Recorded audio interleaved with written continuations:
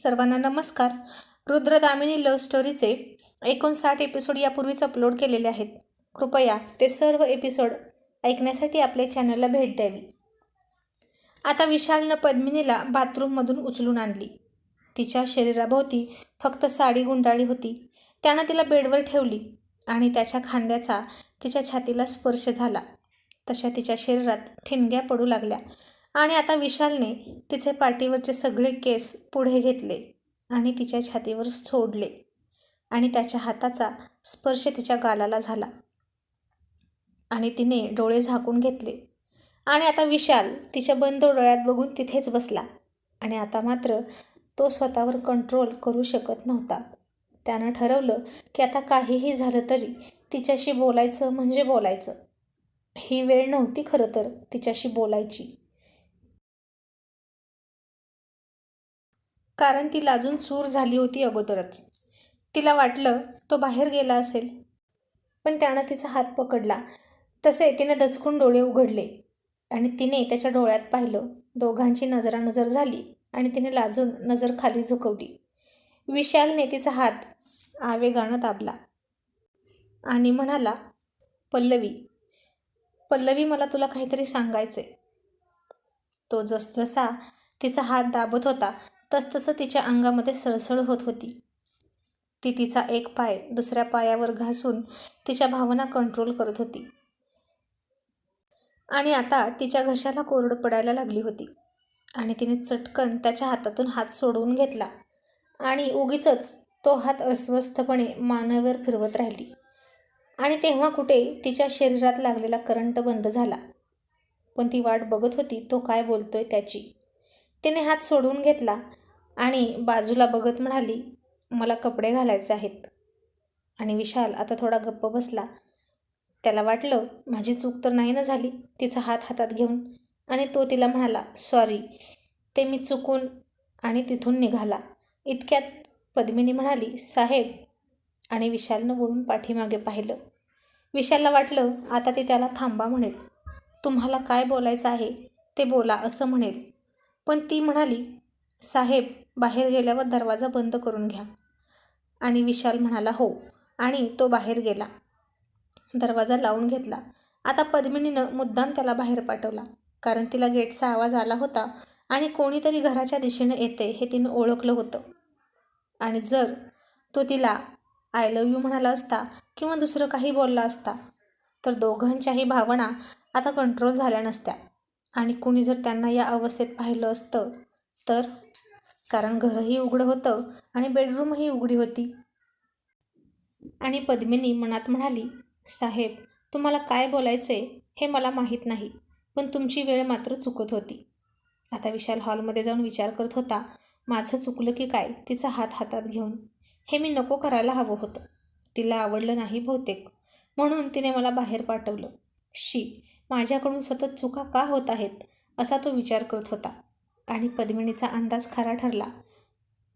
More madam घरामध्ये येत होत्या आणि त्या सरळ आत आल्या. विशालला हॉलमध्ये बघून म्हणाल्या, सर तुम्ही पण इथे आहात का?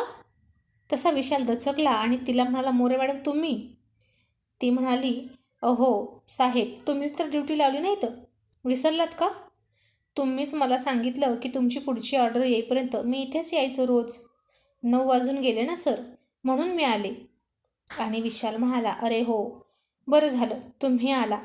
आणि आता विशाल मनात म्हणाला, थँक गॉड पल्लवीने मला बाहेर पाठवलं, नाहीतर काय होऊन बसलं असतं काय माहीत.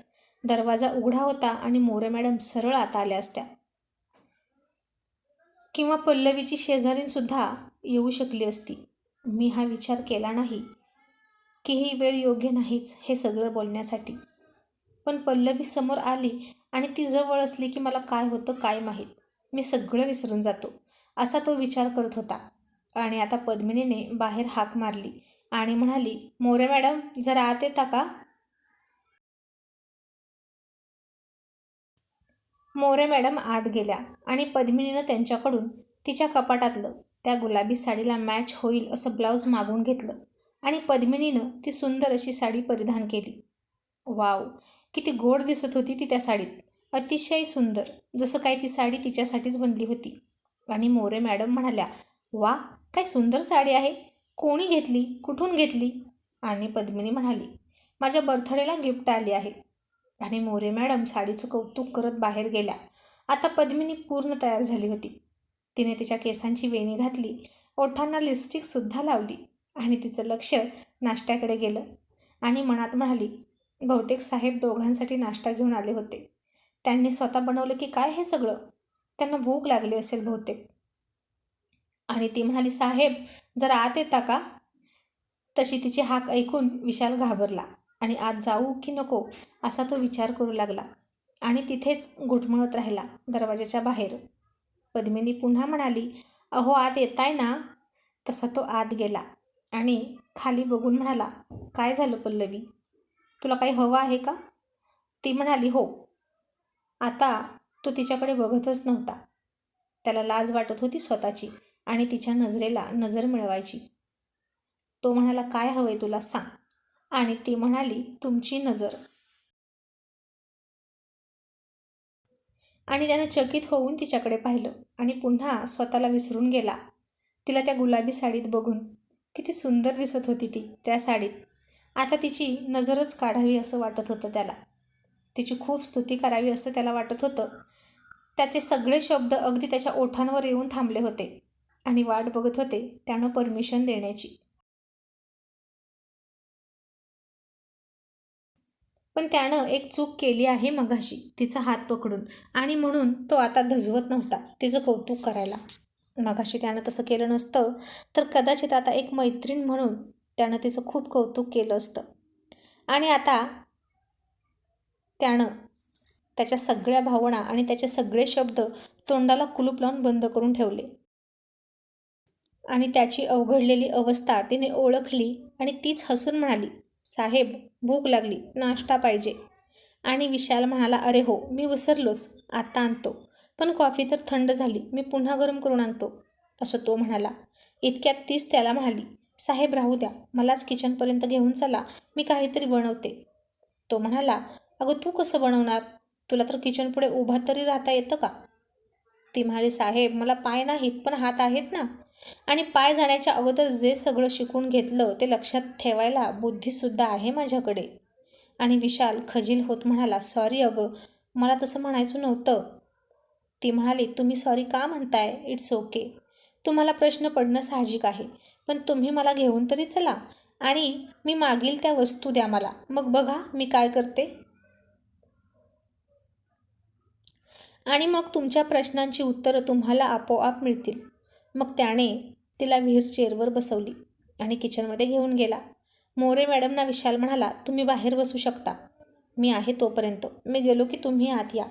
कारण मोरे मॅडम जरा आगाऊच होती. इथं काहीतरी बघायची आणि अख्ख्या पोलीस स्टेशनमध्ये जाऊन सांगत बसायची. म्हणून विशालनं तिला बाहेर पाठवली.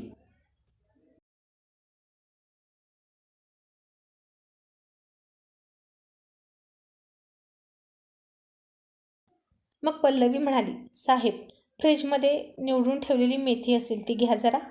आणि तिथे खाली कणकेचा पिठाचा डबा असेल तोही घ्या. धना पावडर घ्या, जिरे घ्या, तिखट घ्या, मीठ घ्या. असं करून तिने त्याच्याकडून सगळं साहित्य मागून घेतलं. थोडीशी शोधाशोध करून विशाललासुद्धा ते सापडलं आणि तिने मेथीच्या पराठ्यांचं पीठ मळलं आणि म्हणाली, तिथे खाली एक इलेक्ट्रिक शेगडी आहे, ती जरा इथे डायनिंग टेबलवर आणून द्या. आता ते सांगेल तसं तो करत होता आणि बघता बघता पद्मिनीनं सुंदर चविष्ट असे मेथीचे पराठे बनवले आणि त्यांचा घमघमाट घरभर पसरला. तिने त्यावर तूप लावलं आणि पहिला पराठा रोल करून त्याच्या हातात देत म्हणाली, घ्या साहेब खा आणि कसा झालाय सांगा. आणि विशाल तर तिच्याकडे चकित होऊनच बघत होता. त्यानं एक घास खाल्ला आणि तृप्त तृप्त झाला आणि म्हणाला, वा, काय पराठा आहे. पल्लवी अगं कसला भारी लागतोय हा. मला अजून एक दे ना. आता तिने दुसराही पराठा त्यालाच दिला आणि तो खाताना त्याच्या लक्षात आलं की तिला भूक लागली होती. आणि तो म्हणाला, राहू दे, मी नाही हा खात, मी तिसरा खाईन, दुसरा तू खा. ती म्हणाली, अहो असं कोणी करतं का? तोंडाजवळ नेलेला घास आता परत नाही आणायचा, खा बरं तुम्हीच.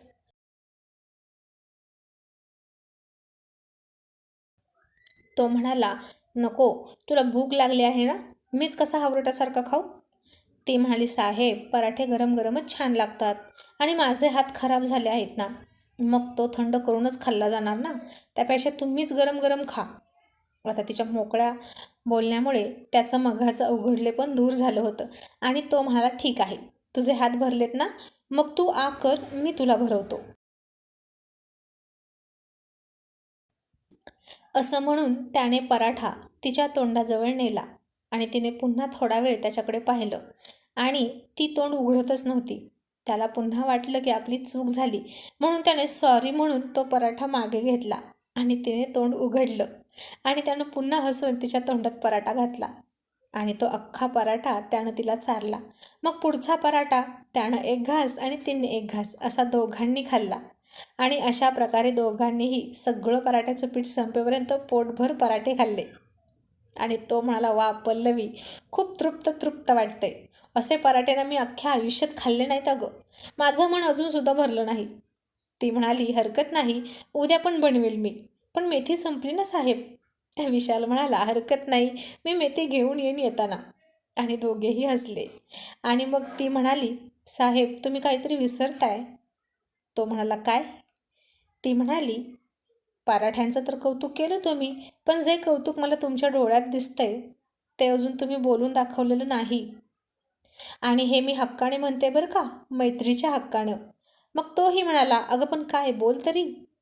ती म्हणाली, तुम्ही दिलेली ही साडी खूप सुंदर आहे आणि मला खूप आवडली, पण बहुतेक ती मला चांगली नाही दिसत, हो ना? मोरे मॅडम उगीचच म्हणत होत्या की खूप सुंदर दिसते ही साडी मला.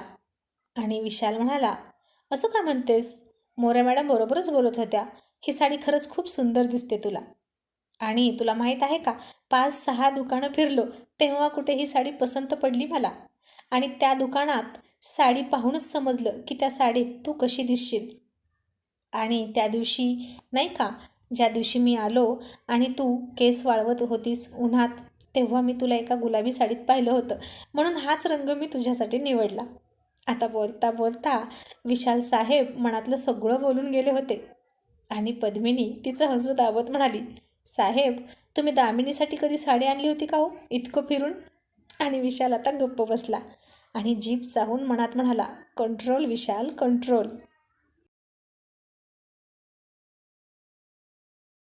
खूप जास्त बोलायला लागला आहेस तू, चुरू चुरू. उगीच त्यांना तुझा संशय आला आणि गैरसमज होईल पुन्हा त्यांचा, म्हणून तो गप्प बसला.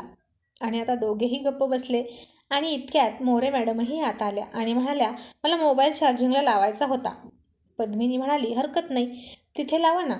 आणि पद्मिनीच्या साडीला लागलेलं पीठ पाहून ती म्हणाली, मॅडम अहो साडी इतकी सुंदर आहे आणि तुम्ही ती घालून स्वयंपाक करताय. पण काहीही म्हणा बरं का मॅडम, मला ही साडी जाम आवडली आहे. ज्यांनी कोणी तुम्हाला ही दिली आहे ना, त्यांना दुकानाचं नाव विचारा, मला पण घ्यायचे आहे.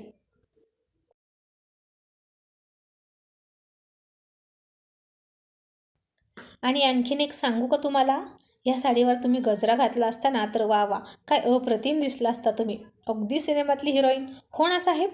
आता असं तिनं विशाललाच विचारलं आणि विशाल गोंधळला आणि म्हणाला, मोरे मॅडम तुम्हाला सांगितलं तेवढं काम करा, जास्त बोलू नका.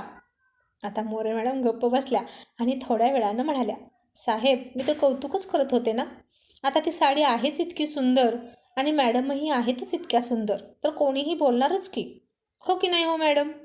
आणि पद्मिनी म्हणाली, मोरे मॅडम तुम्हाला खरंच खूप आवडलेली दिसते हां ही साडी. तर एक काम करा, तर तुम्ही काय करा, मी तुम्हाला देईन एखाद्या दिवशी ही साडी, तुम्ही एकदा घाला. आणि तसा विशाल मोठ्यानं म्हणाला, नाही नाही, अजिबात नाही, मोरे मॅडम तुम्ही ही साडी अजिबात घालायची नाही.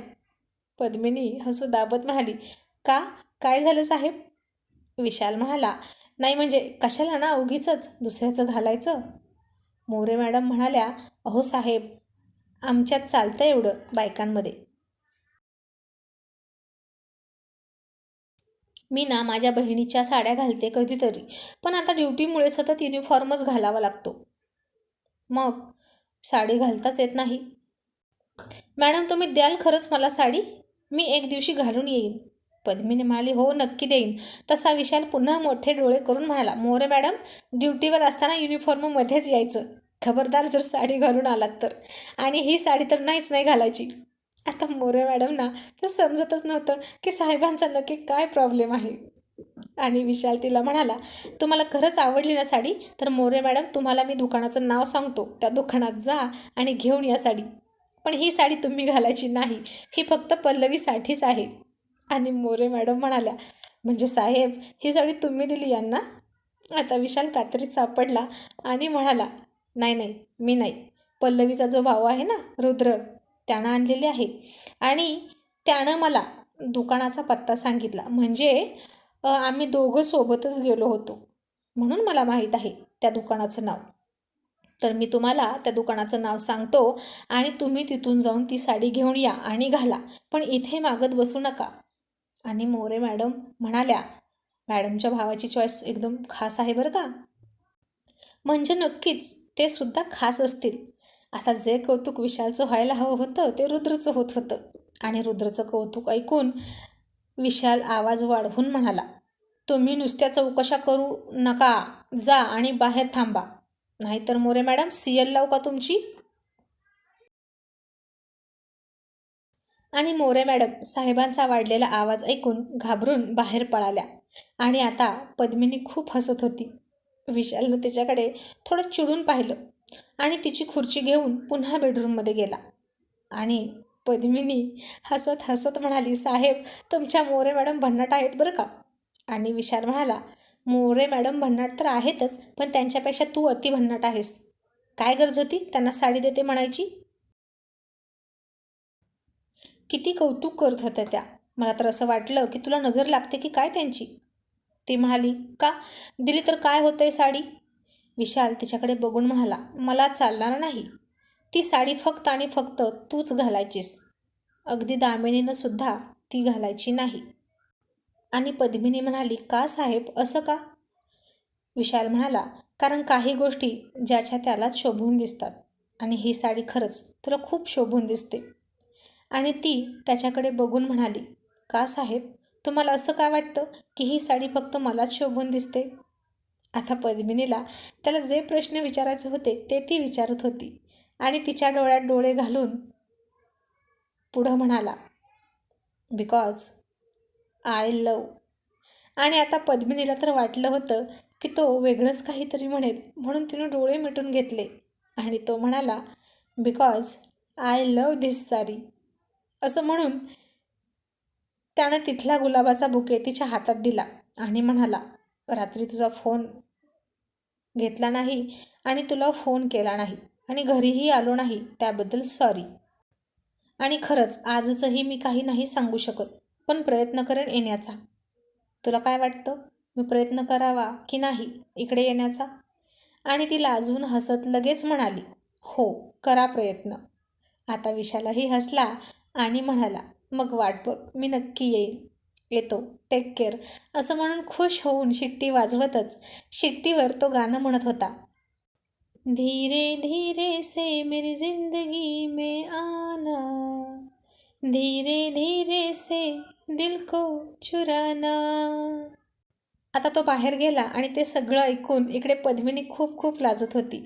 त्यानं पकडलेला हात गाला लावून हसत होती आणि तीही मनात म्हणाली, I love to this sari. आणि आता साहेबांचं हे रूप पाहून मोरे मॅडम मात्र चक्रावल्या होत्या. आणि ती पद्मिनीला येऊन म्हणाली, मॅडम तुमचं आणि साहेबांचं नातं काय आहे? म्हणजे तुम्ही साहेबांच्या नक्की कोण लागता? आणि पद्मिनी म्हणाली, ते माझे खूप जवळचे. आणि तिथेच थांबली. आणि मोरे मॅडम पुढे म्हणाल्या, आत्ता कळलं, ते तुमचे खूप जवळचे नातेवाईक आहेत बरोबर? आणि पद्मिनी म्हणाली, बरोबर. आता इकडे दुपारच्या वेळी विशाल मार्केटमधून फिरत होता आणि तो शिंदेंना म्हणाला, शिंदे भाजी मार्केटकडे गाडी घ्या. शिंदे चमकून म्हणाले, साहेब कोणा गुंडाचा पत्ता आहे की काय मार्केटमधला? विशाल म्हणाला, गुंडाचा पत्ता नाही शिंदे, सारखे सारखे गुंड गुंड करून तुम्हाला पण ते स्वप्नात यायला लागले की काय? त्याच्याही पलीकडे माणसाचं आयुष्य असतं. शिंदे म्हणाले, काय करणार साहेब, आता आपलं फील्डच तसलं आहे तर. अहो कोणाचा पण संशय येतो, माहीत आहे का तुम्हाला? अगदी बायकोचा सुद्धा आणि मुलांचा सुद्धा संशय येतो. विशाल हसून म्हणाला, शिंदे तुम्ही मूर्ख आहात. पर्सनल लाईफ आणि प्रोफेशनल लाईफ वेगवेगळी ठेवायला शिका, नाहीतर दोन्ही नीट करू शकणार नाही. चला मार्केटमध्ये. शिंदे म्हणाले, पण साहेब कशाला? मला सांगा ना, मी आणतो. काय हवंय? विशाल म्हणाला, मला मेथी घ्यायची आहे. आणि शिंदे पुन्हा चक्रावून म्हणाले, साहेब तुम्ही आणि मेथी? तुम्ही चक्क भाजी घेणार? विशाल म्हणाला, का? मी शिकार करून खातो का? मी सुद्धा भाज्या खातो आणि मला सुद्धा भाज्या खरेदी करता येतात. आणि खातोय म्हटल्यावर विकत घ्यायला लाज कसली? शिंदे म्हणाले, पण साहेब अहो तुम्ही ड्युटीवर आहात आणि इतके मोठे साहेब असून भाजी घेता कसं दिसतं? आणि लोक काय म्हणतील? आणि तरी बरं आज तुम्ही वर्दीमध्ये नाही, नाहीतर आतापर्यंत तुम्हाला बघून सगळ्यांनी इथून पळ काढला असता. विशाल हसून म्हणाला, चुकताय तुम्ही. जे योग्य आहेत ते थांबले असते आणि जे अयोग्य आहेत त्यांनी पळ काढला असता, असं म्हणा. चला आता. मग विशालने ताजी ताजी स्वच्छ मेथी खरेदी केली. पण त्याच्याकडून तो भाजीवाला पैसे घेतच नव्हता. तो भाजीवाला म्हणाला, अहो राहू दे साहेब, आम्ही काही ठराविक भाजी अशीच देत असतो.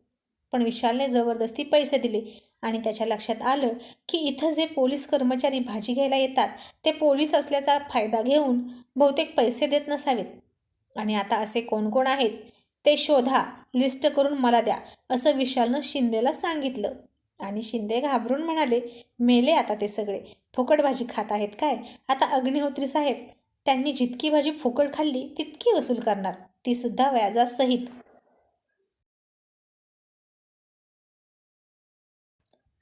आणि मग थोडं पुढं गेल्यावर एके ठिकाणी विशाल म्हणाला, शिंदे गाडी थांबवा. शिंदे म्हणाले, साहेब आता काय झालं? काय घ्यायचंय? विशाल म्हणाला, तुम्ही जरा गप्प बसा. आणि विशाल उतरून गजऱ्याच्या स्टॉलकडे गेला आणि त्यानं खूप सारे गजरे घेतले. आणि त्या गजऱ्यांचा सुगंध त्याने मन भरून आत्ताच घेतला आणि गाडीत बसला. शिंदे म्हणाले, साहेब आता हे गजरे कोणासाठी? नाही म्हणजे तुमचं लग्न नाही झालं ना अजून, म्हणून विचारलं. आणि विशाल चिडून त्याच्याकडे बघून म्हणाला, घ्या. तुमच्यासाठी आणलेत. लावणार? नॉनसेन्स. तसे शिंदे घाबरून म्हणाले, सॉरी साहेब, सॉरी. आणि गुपचूप गाडी स्टार्ट केली. आणि विशाल पूर्ण रस्ताभर ती या गजऱ्यामध्ये आणि साडीमध्ये किती सुंदर दिसेल याचा विचार करत होता. आणि मनात म्हणाला, सकाळी मी म्हणालो आय लव्ह दिस साडी, पण आज संध्याकाळी वेळच वेळ आहे. मी तिला म्हणणार म्हणजे म्हणणार, आय लव्ह यू पल्लवी.